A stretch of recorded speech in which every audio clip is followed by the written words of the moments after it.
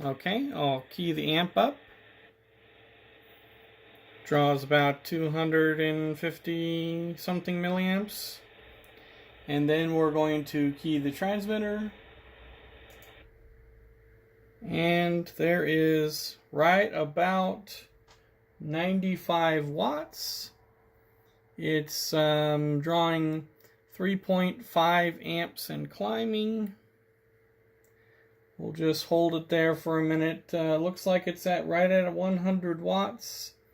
3.98, 3.99 amps and steady at 4 amps draw.